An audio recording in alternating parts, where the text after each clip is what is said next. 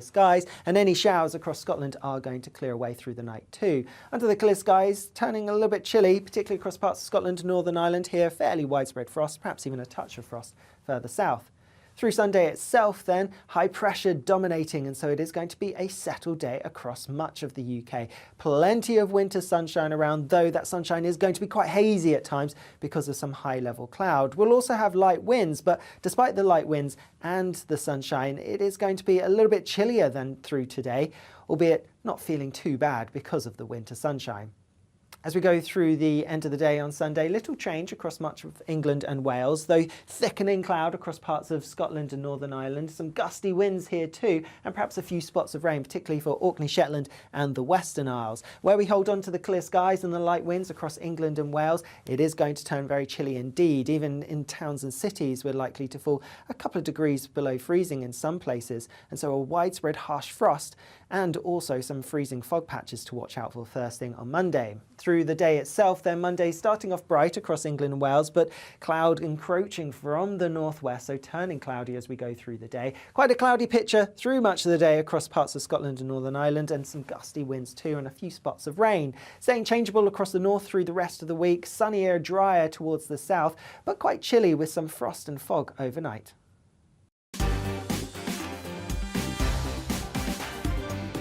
Hello again. As we look through Saturday night, we are going to see any rain clearing away. We are GB News, the People's Channel. And right across the United Kingdom. You can find us on Sky Channel 512. Virgin Media Channel 604. Freesat Channel 216. Freeview Channel 236. And YouView Channel 236. You can also take us with you on DAB+ radio. With the GB News app and at the website gbnews.uk. We're absolutely everywhere. Come join us on GB News, the People's Channel, Britain's news channel. Join me, Nana Akue, Saturday and Sunday afternoons on GB News. Expect fiery debate and passionate discussion as me and my panel tackle some of the biggest topics hitting the headlines.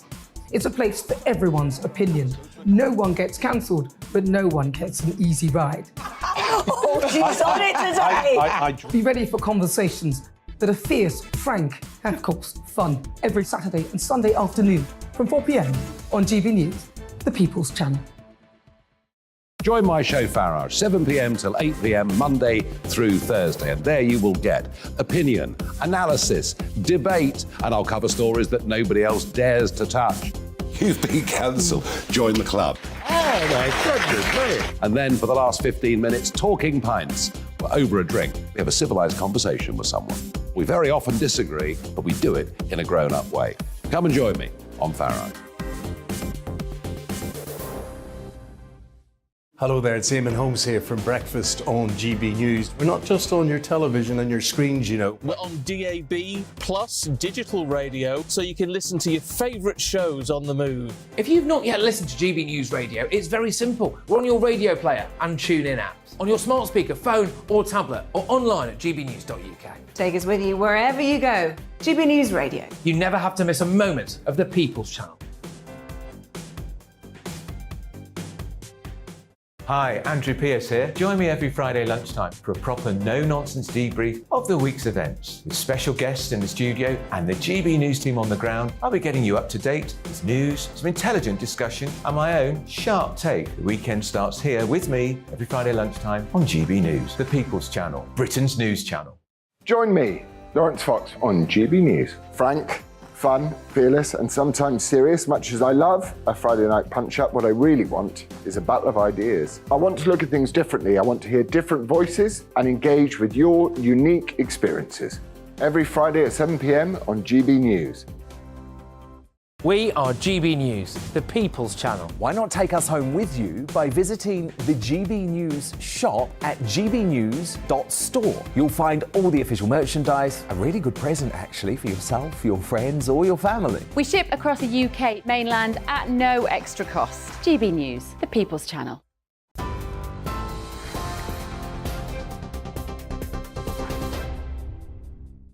Hi there, I'm Aaron Armstrong in the GB newsroom. Liz Truss has launched her political comeback just 4 months after a rapid exit from number 10. She was writing in the Sunday Telegraph. The former Prime Minister says she stands by her low tax policies, and she was critical of Rishi Sunak's corporation tax increase. Ms Truss blames her downfall on a powerful left-wing economic establishment and elements of her own Conservative Party, claiming she was not given a realistic chance to follow through on her policies. She resigned after just 49 days in office following economic turmoil caused by her mini-budget. Officers investigating the disappearance of Nicola Bulley are appealing for a key witness who they believe was in the area that morning. The witness is a woman wearing a yellow coat who was seen on CCTV pushing a pram in the area where Nicola disappeared. The 45-year-old mother of two was last seen walking her dog by the River Wyre in Lancashire last Friday. Nicola's family, though, have questioned a police theory that she fell into the river. Her friend Heather say it's taking a heavy toll. As a friend of Nikki, I am struggling to see how we can take a theory as a conclusion. You know, Nikki, we need evidence to know where Nikki is, and as far as I'm aware, they have not found any evidence. Saw Paul and Nick's parents and sister last night. They're heartbroken. They are living a living hell. And on top of that, they have all the speculation that comes out to deal with. It's too much. It's not fair. The US has shot down a Chinese spy balloon it's suspected of carrying out surveillance of sensitive military sites. Fighter jets brought the balloon down over the Atlantic Ocean off the coast of South Carolina. Earlier, 3 airports were closed and airspace restricted in the southeast of the country after President Joe Biden vowed to take care of it. On Wednesday, when I was briefed on the balloon, I ordered the Pentagon to shoot it down on Wednesday as soon as possible. They decided, without doing damage to anyone on the ground, they decided that the best time to do that was when we got over water outside within the 12-mile limit. They successfully took it down, and I want to compliment our aviators who did it, and we'll have more to report on this a little later. Well, the US Secretary of State Antony Blinken has called it a violation of US sovereignty. China maintains it was merely a weather balloon that got blown off course. Now, residents who were evacuated following a security scare in a town in Derbyshire are now able to return to their homes. A number of people had to leave their houses in Belper, and nearby roads were closed after a man was arrested on suspicion of explosive offences. Derbyshire police said they found a number of suspicious items, but it is not being treated as a terrorist incident. TV, online and DAB+ radio, this is GB News. Now it's time for Headliners.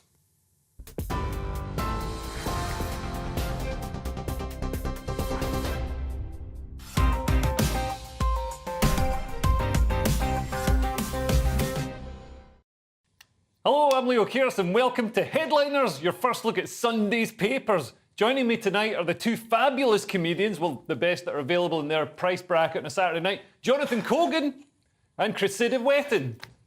But first, let's have a quick look at Sunday's front pages. The Sunday Telegraph has Truss. I was brought down by the left-wing economic establishment. The Sunday Times has Sunak's threat to pull the UK out of ECHR.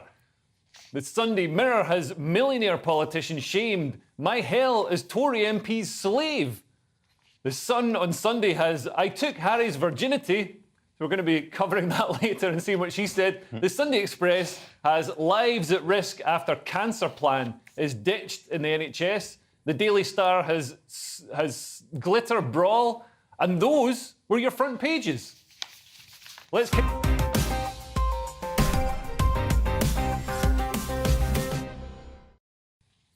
kick things off then. What does the Times have in the front cover, Jonathan? Well, so the Times has Rishi Sunak's threat to pull the UK out of the ECHR. Well, Rishi is known for his pull-out game, first and foremost. And Rishi Sunak, well, he's prepared to take Britain out of the European Convention on Human Rights after being warned that 65,000 illegal migrants are expected to come to the country this year. So official estimates suggest there will be almost a 50% increase in illegal migration on last year when 45,000 claimed asylum. Yeah, it was already pretty high last year. It was quite high, and, you know, the numbers are predicted to be higher. And so Sunak and Suella Braverman the Home Secretary, are finalising plans for the most draconian, apparently, immigration legislation seen in this country. Officials say the plans, to be unveiled within weeks, will take Britain to the boundaries of international law. So I think they're trying to really make these rules as stringent as possible, but they're still trying to keep it within the barriers that previously, that exist at the moment. So will they get away with it? If not, they'll have to withdraw. Well, yeah, they're having pushback from civil servants in the UK and also some pushback from politicians in Europe. Cresta, have you got anything to add to this?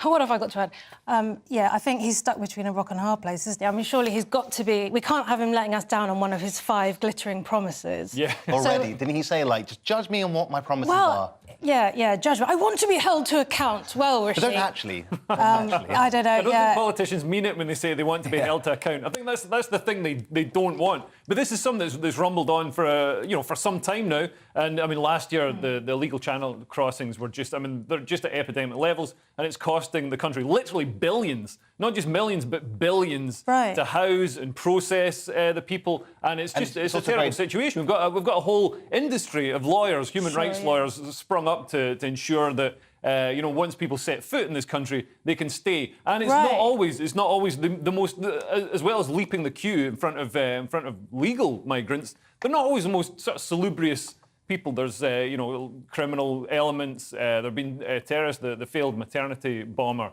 in Liverpool was an asylum Really? seeker. Well, also it's a very dangerous journey to make, right? So there's almost incentivising putting yourself in a very dangerous position. Oh, totally. You want it to look rock solid. You want it to be if this happens, then this, so that you don't end up with this grey area of people thinking it's worth it. Sure. It's tragic. Yeah, it is. I mean, there's lots of unnecessary deaths around it. It is.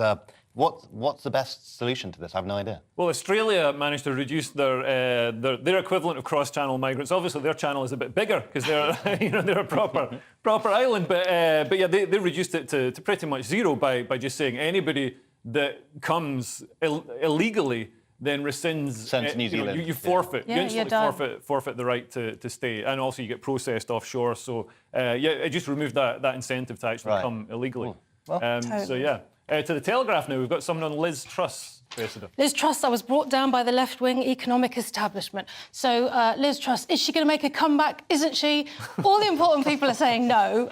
But as you just taught me, Leo, I've just found out politicians don't always tell the truth. So, I don't know. I refuse to believe that. It's shocking, isn't it?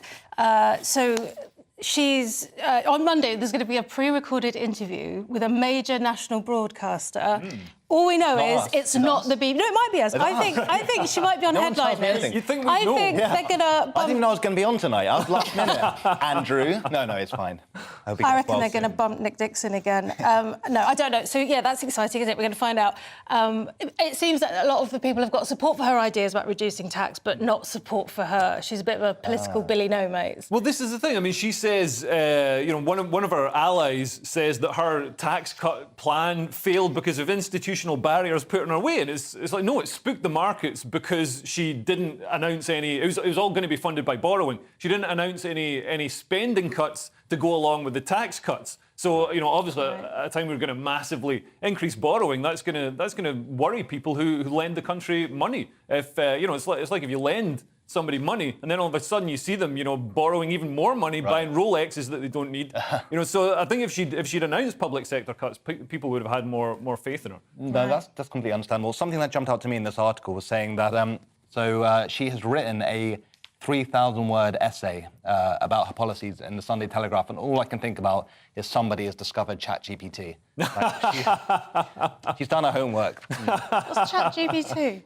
It's the AI that does all your homework for you. Oh, right. Can run a country? That's what we need to know. Can ChatGPT run a country? Benevolent robot leaders. I'm in the market for a competent government. I mean, normally when the country's in this sort of state, you can vote in the Conservatives to fix it, but we don't have that option because it's the Conservatives that ruined it. Are you saying you want a sex bot to replace Liz Truss? Is that... well, from what I've heard, she is a bit of action. Would we be able to tell the difference? That's all I'm asking. I don't know. There's, she says she's gonna stand again in a safe seat. I don't think there are any safe seats for the Tories anymore.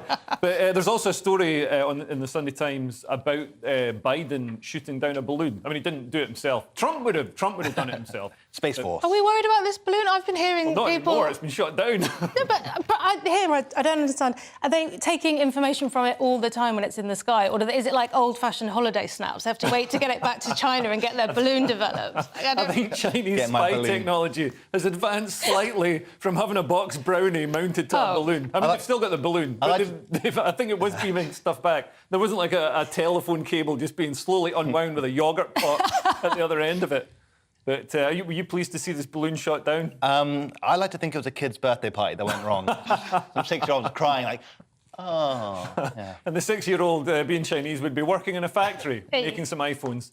Anyway, now, moving on. What about the Sunday Express, Jonathan? What have they got in the front page? Yeah, this isn't very nice news. So, doctors warn thousands of lives at risk after long-term cancer plan is ditched. So, in a letter to the Health Secretary, the oncologist says merging the promised 10-year scheme, specifically targeting cancer, into a multi-disease strategy that covers a range of illnesses means services will be lost in the wilderness for a decade. So, Professor Richard Sullivan says it will leave England as one of only a handful of countries, including North Korea and Afghanistan, good bedfellows, without a dedicated national standalone cancer plan. So it really seems, from what I've read here, that this doesn't seem to be particularly well thought out. I mean, I'm sure there's a reasoning to it, but almost every country has its own strategy for dealing with cancer, and now we've kind of merged it into a multi-disease thing.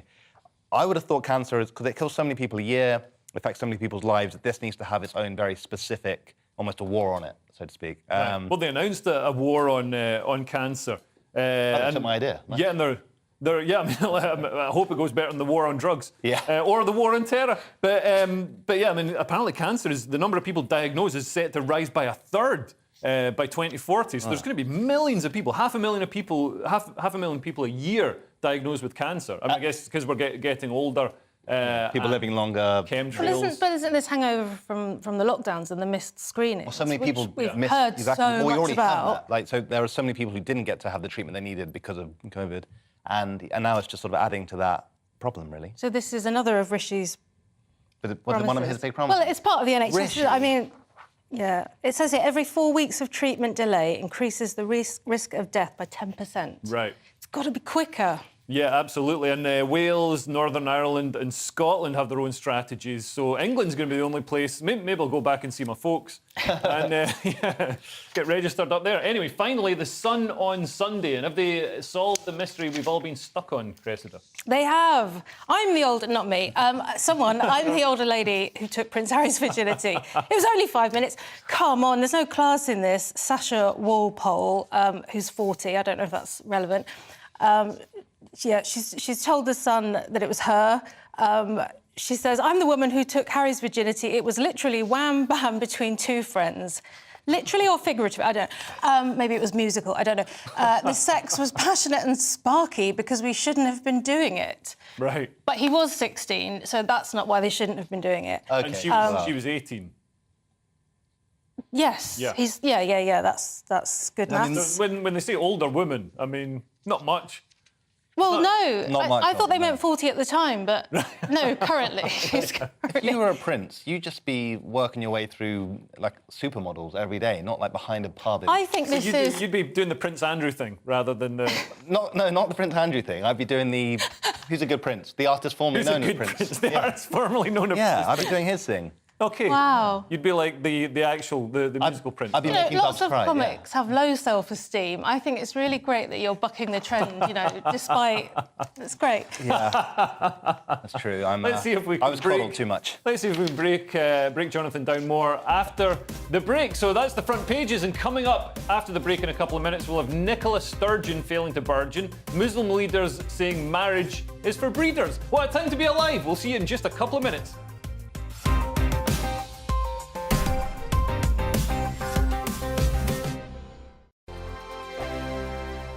Monday to Thursday, 9 p.m. till 11 p.m. Join me, Dan Wootton. I'll bring you the sharpest takes and hottest debates. Do you not believe in prison? I don't believe in prison. I'm completely stunned. I guarantee you there'll be no spin, no bias, no censorship. I actually was personally quite offended by it. And no reason to go to bed. So I guess they've always been quite woke. That's Dan Wootton tonight on TV, radio and online. Monday to Thursday from 9 p.m. till 11 p.m. on GB News. The People's Channel, Britain's news channel. Hello, I'm Michelle Dewberry, and you can join me every weekday 6 till 7 on Jubes and Kerr. You're an inspiration to us all. Clip that bit up. Well, you are. That's my ringtone. My political ambitions those days are gone, I can tell you. She's only teasing. Go on. He's probably going to want to lay down now. I'll give him 2 minutes to have one. Let's respectfully disagree. That's what we like on Jubes and Kerr. Come and join us. GB News, the People's Channel. Michelle Dewberry, weekday evenings at 6 o'clock. I'm Andrew Doyle. Join me at 7 o'clock every Sunday night for Free Speech Nation, the show where I tackle the week's biggest stories in politics and current affairs with the help of my 2 comedian panellists and a variety of special guests. Free Speech Nation, Sunday nights from 7 on GB News, the People's Channel, Britain's news channel. I'm Michael Portillo. Join me on GB News on a Sunday morning for topical discussion, debate, arts and culture, and sometimes even ethical dilemmas. I don't always agree with you, Michael. Michael Portillo, Sundays on GB News, the People's Channel, Britain's news channel. He's the king of breakfast TV, and he's back. Eamon Holmes, back on the TV with me this morning. Even remember my name. I know, it's been 4 months. You have holy water by your bed? Oh, yes. Already to bless. Yeah. Oh, Eamon. Oh. Why do you not believe anything I say? Eamon Holmes back on GB News Breakfast at 6 a.m. This year on GB News, we've got brand new members in the family. Join us. Across the entire United Kingdom, we cover the issues that matter to you. GB News will always stay honest, balanced and fair. We want to hear whatever is on your mind. And we don't talk down to you. The establishment had their chance. Now we're here to represent you. Britain's watching. Come join us on GB News, the People's Channel, Britain's news channel. We are GB News, the People's Channel. and right across the United Kingdom. You can find us on Sky Channel 512. Virgin Media Channel 604. Freesat Channel 216. Freeview Channel 236. And YouView Channel 236. You can also take us with you on DAB Plus Radio. With the GB News app and at the website gbnews.uk. We're absolutely everywhere. Come join us on GB News, the People's Channel, Britain's news channel.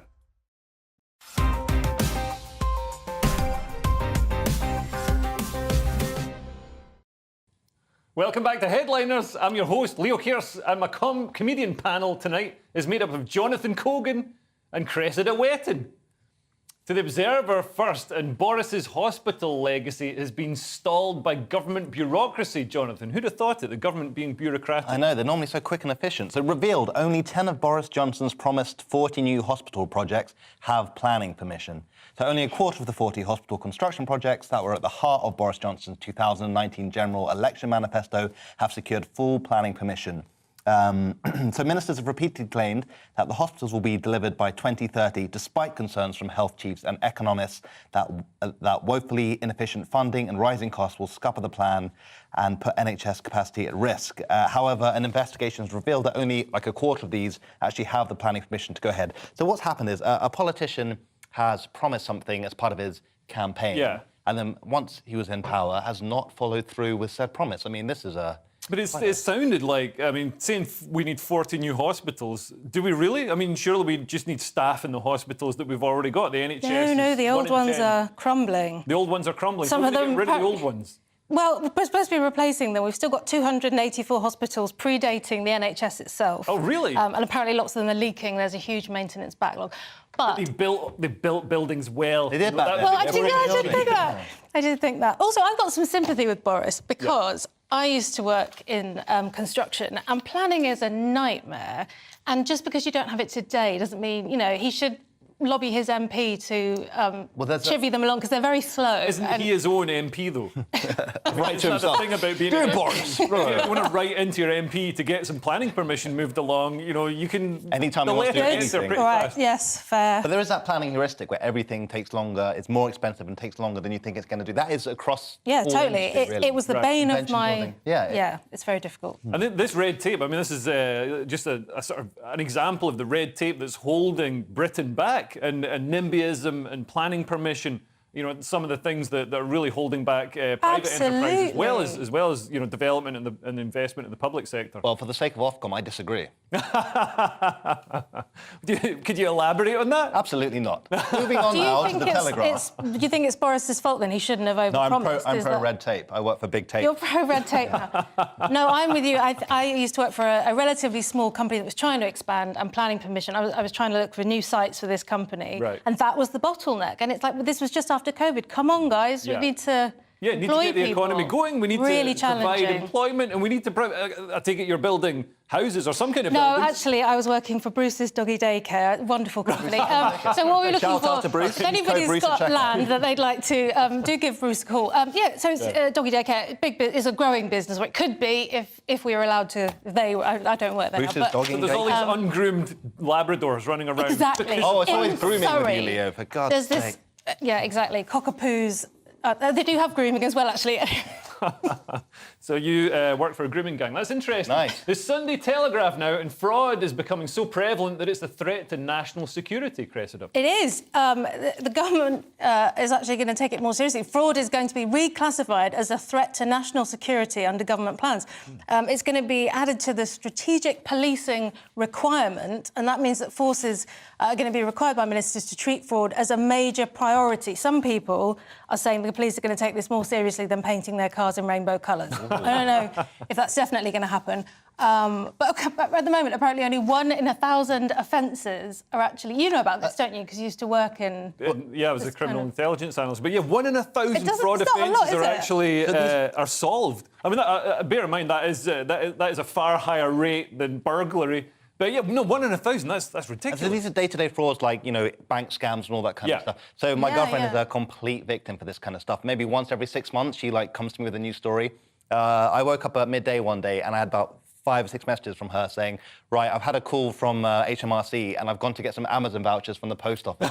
So I got this whole message for him. And I'm like, don't do it. She's like, If you want to break up with her, you can just do the... I don't need to do it. no, I like being the smart one. That's all I've got. That's amazing. Well, actually... Well, do you think this could be why the police haven't been tackling it? Because it's seen as, almost a crime for some people. No, I'm not saying for your girlfriend, but for some people, it's a crime that they bring on themselves. I mean, if you're going to purchase Amazon vouchers for HMRC, surely some alarm bells should be going off somewhere. Yeah. I think she just thought Amazon and the government had merged because it's both so big. But right, and they pay themselves with their own vouchers. And she got her Instagram hacked, and it's like a constant struggle for me to put out fires, and I'm not particularly bright myself, so I kind of get brought in as well as the whole thing. But yeah, that's amazing. Apparently, up to 300 people a year's lives are at risk. And at first, I thought, well, that seems a bit silly. Lives? Yes, because they get depressed, and because their boyfriend mentions it on the telly. It makes people self-harm and feel suicidal. Oh, right. So there are I feel some I got the brunt of it. I had to sort it out. So yeah. Well, I we're did all feel pretty- victims, aren't we? Things I was get the more victim. expensive. Yeah. Stop frauding, you ding-dongs. Yeah. Anyway, speaking of things we're stopping doing, smoking has fallen out of fashion in the UK as everyone's moved on to vaping little electronic tubes, presumably to get ready for the day when robots demand we fillet them. But some countries still like to wreck their lungs the old-fashioned way, Jonathan. Hobots. OK, so world's biggest smokers revealed. An interactive map shows how almost half of adults on one Pacific island, I didn't say specific, I almost did, still light up every day. But the rate is below 5% in part of Africa. So it's already the fattest nation in the world, apparently. But Nauru's unwanted accolades don't stop there. For the remote island, nestled away in the Pacific, it also tops the charts for smoking. So just under half of adults living there, 48.5%, smoke. Whereas at the other end of the spectrum, smoking prevalence rates are below 5% in parts of Africa. So Ghana comes bottom of the pile, according to the most recent global data for 2020 published by the data tracking site. So that's interesting. There's obviously a cultural thing, there's an economic thing to it. Apparently more wealthy countries have a propensity or a proclivity to smoke, but they have a peak and then it goes down again. Yeah, which I guess happened in the UK. There's a peak. I know my father was given a lighter on probably his 14th birthday to encourage him to smoke, so it's seen as a good thing to do. But then, it declines as people, work out that it's bad. But what's interesting is, Ghana and Nigeria, the smoking rates are so low. It's so low. Wouldn't you feel like a freak at a party? You couldn't say, hey, do you want to come outside for a fact? Nobody else is coming. Or you'd be like the coolest guy at the party. You'd be like the one. Oh, what's that? We can see on the screen right there, there's actually a graphic. You won't be able to see this on radio, but basically it just shows what we've been talking about. So throughout Europe and Russia, India, Southeast Asia, smoking rates are very high, whereas in South America, Australia and Africa, smoking rates are generally really low. It's interesting how they're concentrated. And considering tobacco came from South America, you think it'd be more popular there. What I think is interesting is that advertising seems to make a difference. Yeah. And I'm not stunned by that, but that's a bit nanny state-ish, isn't it? It's like we're being stopped by... And that's the thing, but with a truly addictive and harmful substance, it's like, as you know, as a free market guy, I feel that you should be able to advertise your product, but then it is causing harm. I don't know. What's the answer? I do not know. Yeah, but if we let them do it to cigarettes, then they'll do it to Nutella. Yeah. Well, that's the thing. There'll be no joy left in the world eventually. Well, that is the thing in off licenses now. You can't see the cigarette boxes, but you can see the most bright displays of all these coloured vapes, just like enticing you. They look like opal fruits. That's yeah. my age there. And they taste like opal fruits as well. It's so delicious.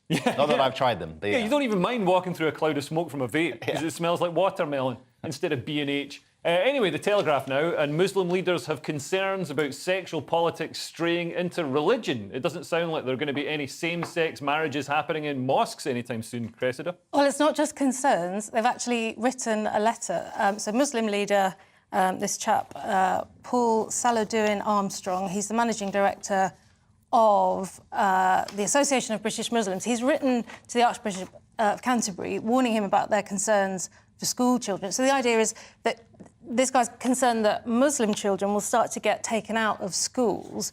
And the way he phrases it, he says, the lack of open and inclusive discussions regarding the traditional understanding of marriage within faith communities isn't getting a fair say, which is interesting because he's kind of using like the woke language there, isn't he? He's saying, tradition isn't getting a look in the... No, you.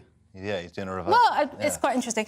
But surely, this is the problem with faith in schools, isn't it? Like, we can't be saying, well, if you're this faith, you can have this education and so on. That doesn't seem right to me. I remember back in Assembly, the Jehovah's Witness kids had to leave because they weren't allowed to have their birthdays or hear birthdays, and they didn't get the Smartie in Assembly, and that was a highlight of my year. Well, the Smartie in Assembly isn't as important as your GCSEs, or your sexual understanding, because you need to know what's going on. I didn't have a sexual understanding until I was halfway through secondary school. I mean, what do you think of? I mean, did you go to a religious school? No, I didn't. It was mixed. It was a language college. Right, yeah. But I mean, what do you make of? Because there does seem to be a push in the Church of England to suddenly open up, have same-sex marriage and push sort of gender ideology. They're having pride flags on altars, which it's incredibly expensive to upkeep because it changes every 5 minutes.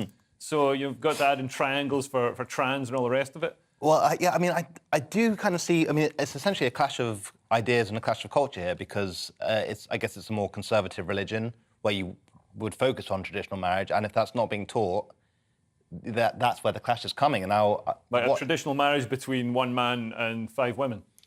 That's my goal. That seems quite an extreme claim that that's not being taught at all. I find that hard. I mean, surely it's just that... Aren't they teaching everything now? This is almost like implying they're not teaching you... I don't remember traditional marriage being taught in primary school. It was back then, just that's the assumption, and then there are also alternatives. But, I don't know. Yeah. What do I think? Homeschool. Everyone should be homeschooled. The Sunday Times now, and apparently Nicola Sturgeon's recent attempt to allow rapists access to women's spaces wasn't as popular as she'd hoped it would be. No, it didn't go down quite like she thought it was going to. So SNP, Sturgeon and Independents fall in poll after Isla Bryson trans prisoner row. So support for the SNP, for Nicola Sturgeon and for Scottish Independents has fallen sharply as the party's crisis over transgender rights deepened. So backing for the party has slumped to its lowest in 5 years in the latest YouGov poll, and voting intentions for Westminster were the worst since 2019. So this case, which I'm sure everyone's seen, it's been all over the news. It was about a criminal who was male at the time when he did their crimes, and then they transitioned to 2 rapes. 2 rapes. He was convicted double rapist. So these are really, really horrible crimes, attacks on women, and then this prisoner was transferred. So during the court process, he decided he was actually a woman, and under Nicola Sturgeon's new gender reform bill, you can just self-identify. You can just say, I'm a woman, and that's it. You don't need to convince a panel. She's backed out. She's changed her mind now, or she's saying that he was making it up, or So Nicola Sturgeon, well, there's a furore because this was obviously a man who's exploiting the self-ID system to go to a women's jail. And understandably, there's a furore because there's a danger to women if you send a double rapist to a women's jail. You know, these are vulnerable women. I mean, people say they're vulnerable women. It's a women's jail in Scotland, the least vulnerable women you could possibly get. But anyway, it's still a terrible idea. So yeah, now Nicola Sturgeon, despite saying, you know, anybody who says they're a woman is a woman, she's now backed out and sent Isla Bryson or Adam Graham, whatever his or her name is, depending on where you stand on the gender ideology spectrum, sent him to a male prison, which makes a mockery of everything she was pushing through Parliament. Well, and she had a Keir Starmer moment, didn't she? Where a journalist was trying to ask her to be clear about this, and she couldn't be. And it's interesting to me. These I mean, this is an obvious point, but the more of this stuff that happens, the more I think it puts people off trans rights, doesn't it? Because in the beginning, I'm sort of thinking, oh, well, maybe they could have a trans wing and maybe they could do this. Maybe. And then you start to think, oh, no, I've been watching some of the Posey Parker stuff, you know, the feminist who's a TERF, and she just says, no, I'm not getting involved in this. Because, of course, once you start to try and, like, muddle your way through it, then there might be more things that you need to try and navigate. And it just... if you'd asked me 2 or 3 years ago, I would have said, oh, yeah, trans people... It wouldn't have occurred to me that something could be a problem. Yeah. Turns out it is. But then a few years ago, there probably weren't predatory males trying to exploit the system in quite the same way. Because it's not trans people, it's men that want to go and commit further sex crimes. Yeah. Anyway, that's it for this section. Stay tuned for chubby ladies, designer babies, trans crazies, and some other stories that don't rhyme. See you after the break.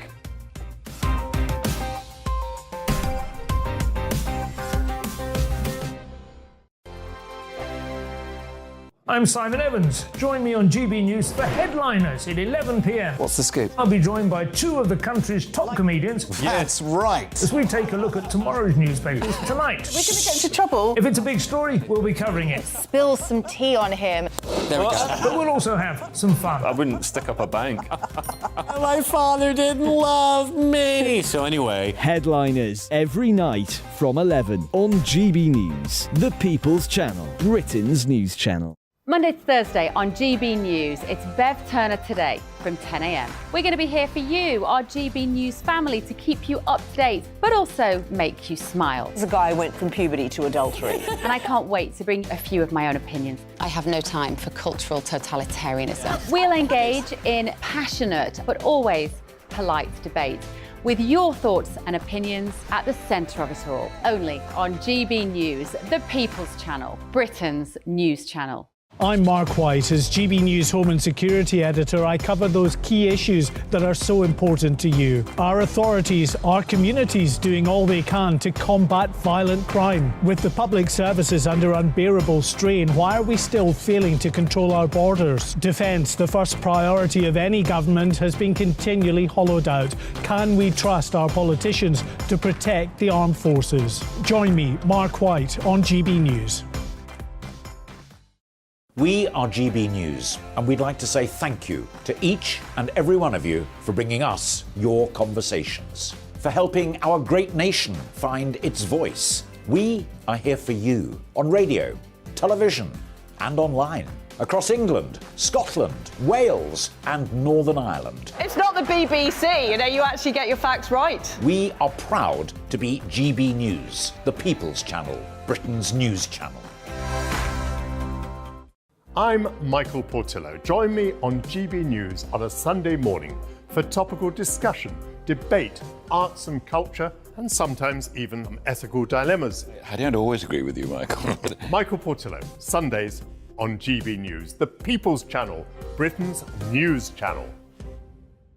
Hi, Andrew Pierce here. Join me every Friday lunchtime for a proper no-nonsense debrief of the week's events. With special guests in the studio and the GB News team on the ground, I'll be getting you up to date with news, some intelligent discussion, and my own sharp take. The weekend starts here with me every Friday lunchtime on GB News, the People's Channel, Britain's news channel. Join me, Lawrence Fox, on GB News. Frank, fun, fearless, and sometimes serious. Much as I love a Friday night punch-up, what I really want is a battle of ideas. I want to look at things differently. I want to hear different voices and engage with your unique experiences. Every Friday at 7 p.m. on GB News.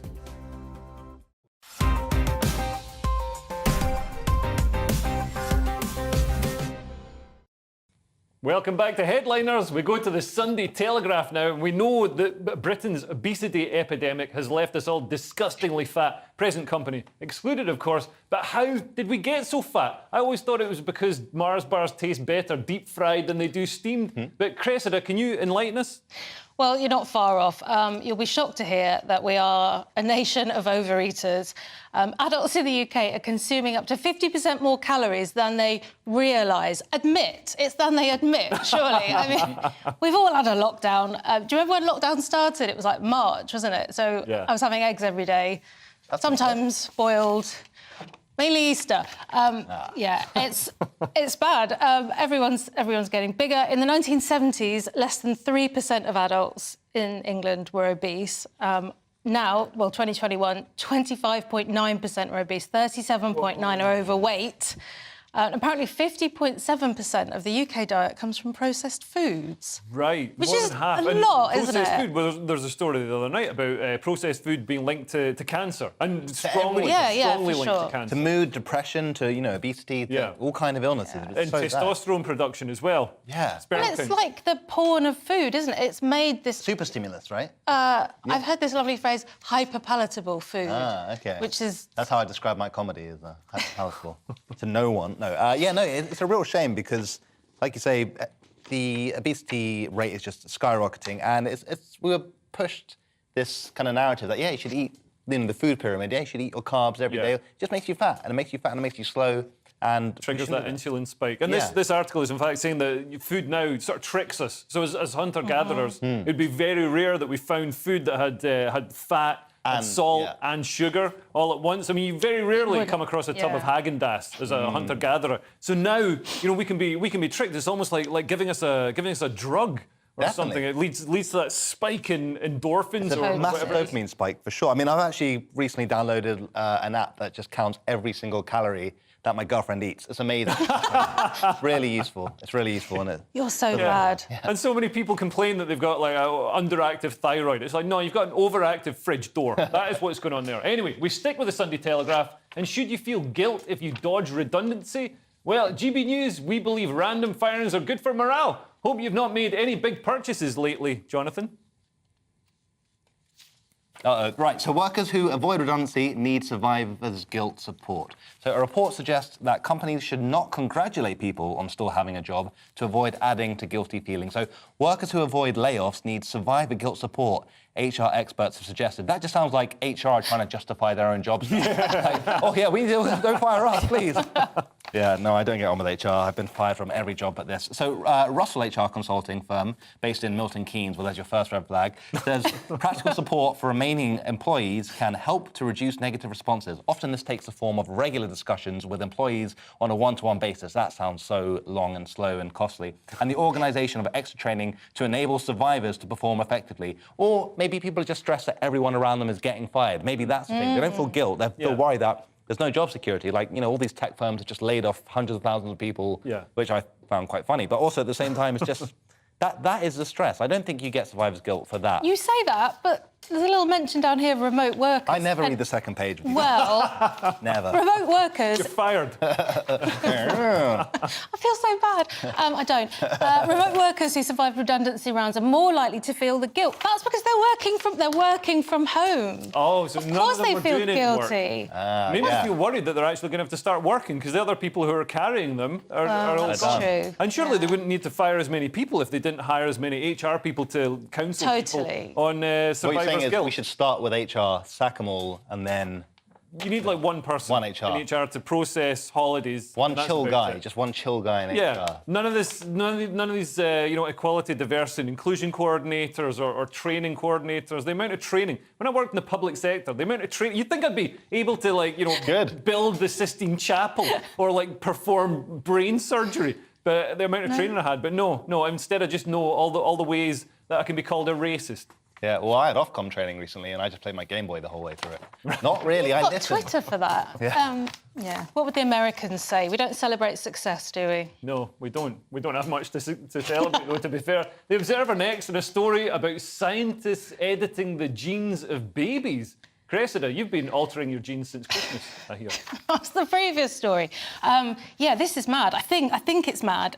Scientist who edited baby's genes says he acted too quickly. So this article makes it sound like this guy was a bit of a mad scientist going in, but in fact, I don't know how to feel about it, because he was trying to prevent the babies from being susceptible to HIV. He made them immune. Were these babies leading a particularly HIV-risky lifestyle in the womb? Quite. I mean, that's a very good question, isn't it? And what's more important is it says here that he had inadequate consent from the parents. I'm like, that's quite a yes or no issue, isn't it? I mean, what? Does that mean he offered them a few quid? I don't know.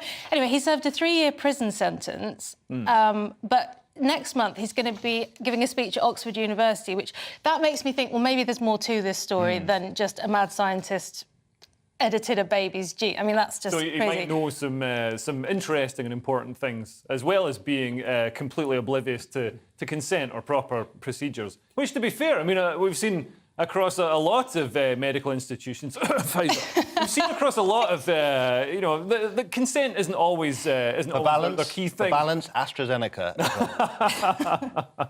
There's a certain amount of, unless you let us perform this medical procedure on you and inject you with this, you can't go and do this. I don't know whether the parents are allowed to keep their jobs or not. So... Do they feel guilty about it, though? That's the question. Well, apparently he's still in touch with the families, and 2 of the babies, he said, are leading normal, I don't know why I'm laughing. Leading normal, peaceful, undisturbed lives, and we should respect their privacy. When asked about the third child... I've got an extra leg. He replied, I'm not answering this question, later adding, the child's living a normal life and living with their parents. Can we move on? So I don't know. I'm looking forward to the Oxford speech. He's also 45 feet tall and got superpowers. Yeah. Good for basketball. The Sunday Express now, and the Tom Jones classic Delilah is being cancelled. Well, they're trying to anyway, but fans are uncancelling it. Jonathan, are you delighted to hear this? Well, I didn't write that link. No. Right, the headline is, Welsh rugby fans belt out Delilah despite concerns of glorifying domestic violence. So Welsh rugby fans are still singing Tom Jones's hit Delilah before the Six Nations match today, despite the sport's bosses trying to ban it over concerns its lyrics glorify domestic violence. So in the lead-up to the Wales versus Ireland match today, fans all around the stadium were filled with people belting out the song. So the song is about a man who goes and murders his ex-partner after her lover leaves, and it's a really dark song, but I think no one is glorifying this. No one is saying, oh, this is a good thing to do. Well, I think nobody knew that's what it was about. No one knew it's just that. A fun song. You go, whoa, Delilah. Nobody, we're probably going to have to pay royalties now. But yeah, nobody knew. Did you know it was about? No. Yes, because I listened to the lyrics. What? Huh.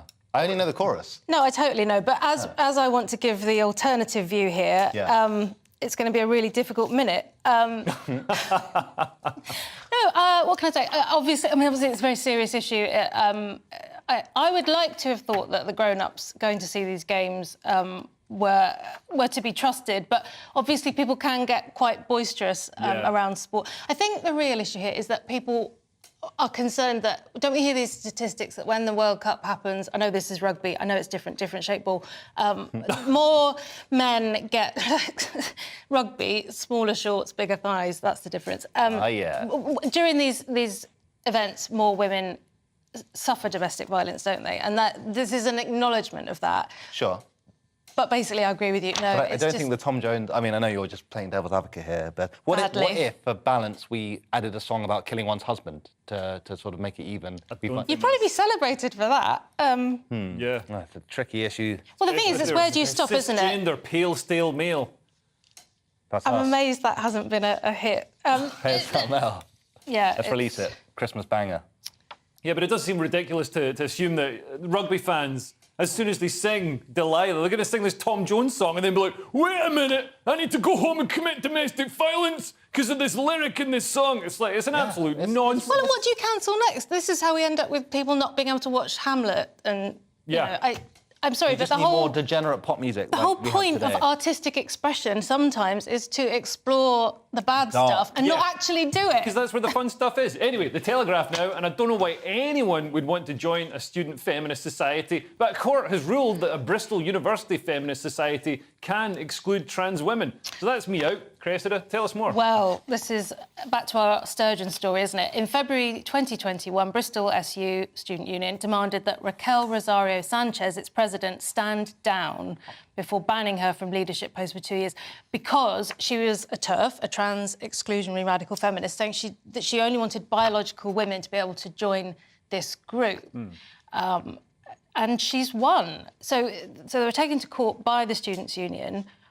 But in response, 4 members of the group took legal action, and they've won, which is amazing. Yeah. Well, the student union was using their bylaw, which said that a woman is anyone. It's basically anyone that says they're a woman. But under the Equality Act of 2010, which should, as it's a countrywide, a nationwide act, override any local bylaws, it says a woman is a female of any age. Which, means that trans women aren't included in that definition. Of any age. Of any age. We typically hear people who are into this saying an adult human female, don't we? We do. That's the thing that you usually see on a T-shirt. But this says of any age. A woman can be of any age. You can be a 7-year-old woman. Yeah, that is... Oh. Related, I saw on a podcast the other day that Bristol University has a student group for kink. For kink? Yeah, isn't that Fair enough. mad? That's great. What was it called? Join the... Why don't they... isn't kink supposed to be something that you do... the whole point of kink is you don't do it. You don't, sign your mum up to the newsletter and stuff. It's supposed to be a bit of a secret. That's where the fun is. Well, yeah, amazing. So... Yeah. Well, those are the times we live in. Anyway, that's part 3 done. Coming up in the final section, we have cheap drugs for NHS workers, possibly the worst breakup of all time, and a woman who lives in a roundabout. Sounds magic. See you in a couple of minutes.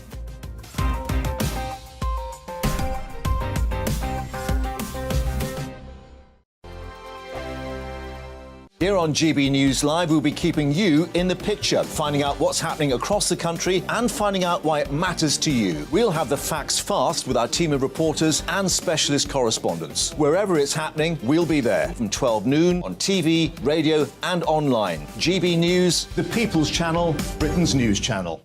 I'm Andrew Doyle.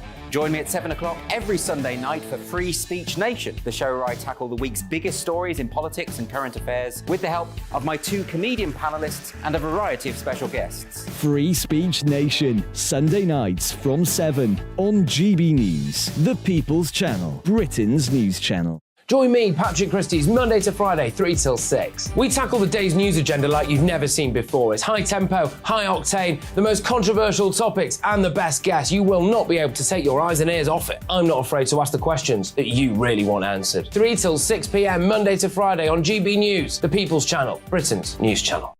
Join me every Sunday at 6 p.m. for Gloria Meets. In exclusive interviews, I'll be finding out who our politicians really are and what they really think. It's something that you would never want anyone to suffer. I didn't know what channels there were. I didn't think I'd be believed. I must have weighed about 7 stone and I'm 5'8". My instincts was to sort of cover this up. I mean, clearly that was a mistake. Join me every Sunday at 6 p.m. on GB News, the People's Channel, Britain's news channel.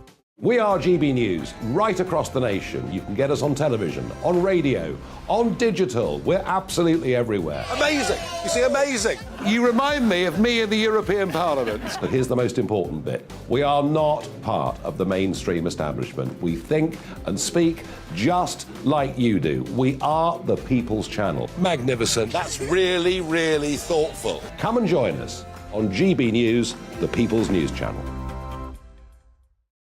Monday to Thursday, 9 p.m. till 11 p.m. Join me, Dan Wootton. I'll bring you the sharpest takes and hottest debates. Do you not believe in prisons? I don't believe in prisons. I'm completely stunned. I guarantee you there'll be no spin, no bias, no censorship. I actually was personally quite offended by it. And no reason to go to bed. So I guess they've always been quite woke. That's Dan Wootton tonight on TV, radio and online. Monday to Thursday from 9 p.m. till 11 p.m. on GB News. The People's Channel, Britain's news channel. This year on GB News, we've got brand new members in the family. Join us. Across the entire United Kingdom, we cover the issues that matter to you. GB News will always stay honest, balanced and fair. We want to hear whatever is on your mind. And we don't talk down to you. The establishment had their chance. Now we're here to represent you. Britain's watching. Come join us on GB News, the People's Channel. Britain's news channel.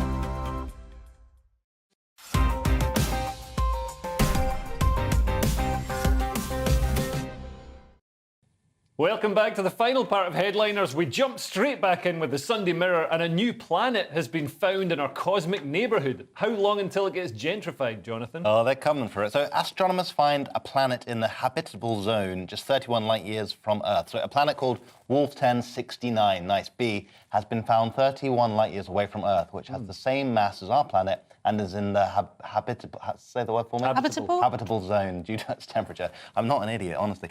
The planet, which orbits a red dwarf star, is relatively close, 31 light years away from Earth, in the Cygnus constellation, and it also has similar mass to Earth.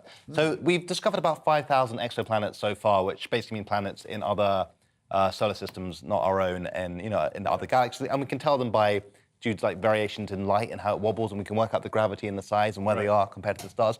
But the exciting thing about this is it's not that far away on a cosmic scale, and it's similar to our Earth. So if we ever do become a space-faring civilization, that could possibly be one that we go to and ruin. So if we could travel at the speed of light, it would take us 31 years to get there. Yeah. Cressida, would you want to go Oh, there? OK. I'd written a note saying, does that mean we can get there in 31 years? If you travel at the speed of light. At the speed of light, so no, But not once we on invent TfL. wormholes and stuff, we'll be there. We'll be boring a hole through space and just Brilliant, all right. finding ourselves there. And if you do want to find more about this kind of issue, please watch my podcast called Why I'm No Longer Talking to White People About Space. Whoa, nice. I like what he's done there. Big fan of Elon Musk there. Anyway, we stick with the Sunday Mirror now, and would you live in the middle of a roundabout? Let's ask Cressida. She lives in a boat for some reason. Knew that was going to come up. Yes, I do live on a boat, and there's no neighbours on a boat either. This guy... You're at risk of pirates. I am the pirate. I'm from the West Country. Yeah, so this he's lived on the middle of a roundabout for more than 40 years. Blimey. He's lived there longer than that. 20 years before that, it was just a bungalow. But they wanted to... say it wasn't a roundabout. There's the picture of it, so you can see... It's a serious roundabout. It's oh, not it's on a bypass, although he says the traffic isn't that bad. I mean, come on. So the family owned it for a long, long time, and then the road builders came along and they couldn't get them out. So he's just like, build it around me. No, I'm staying here. Loves the Welsh countryside, so he stayed there. He's currently on his 45th cat at the moment. Well, yeah, apparently it's quite difficult to get the car out at rush hour. Like, I bet it is. Yeah.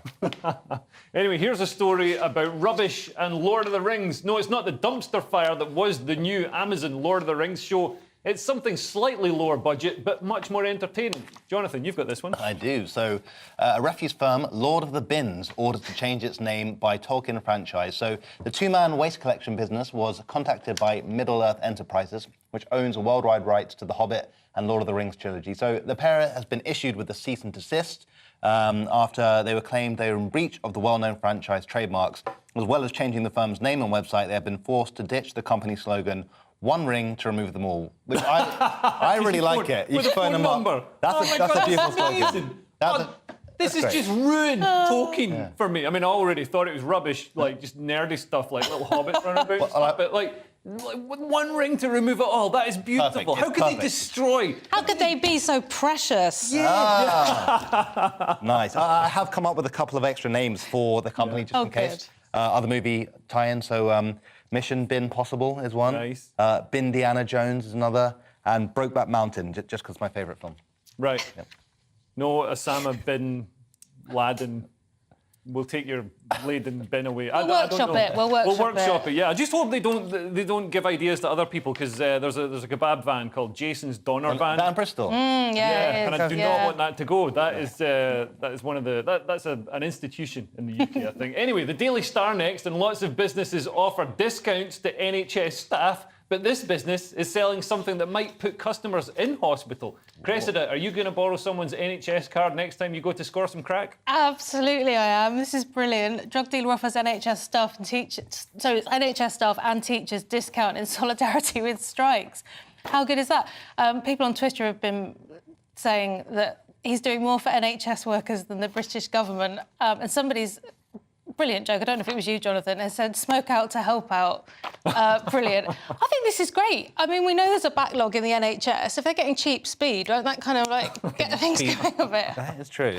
I like how you know they won't be able to afford any Colombian powder. It's going to be... It's all pub grub. Yeah. Brilliant. What, the menu's up there. So this is this is a screenshot of the, I take it this is a WhatsApp message from the drug dealer. Heavy use of emojis, which are popular with people who take drugs, apparently. But yeah, 10% off for teachers and anyone who spends over £150. So they are giving a discount to civil servants as well. Bet you his minimum order's 200 quid.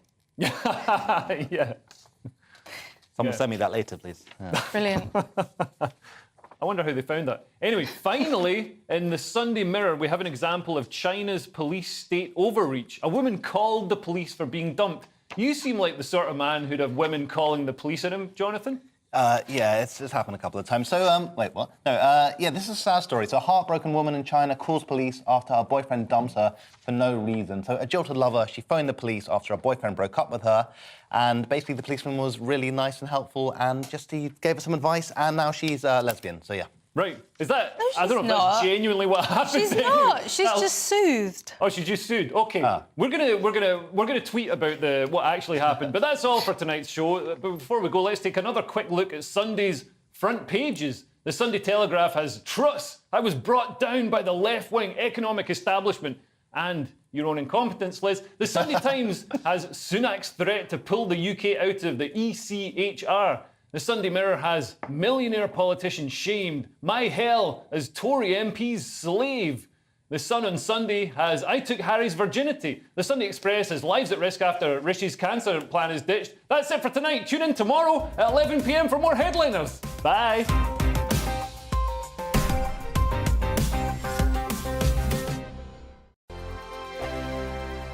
We are GB News.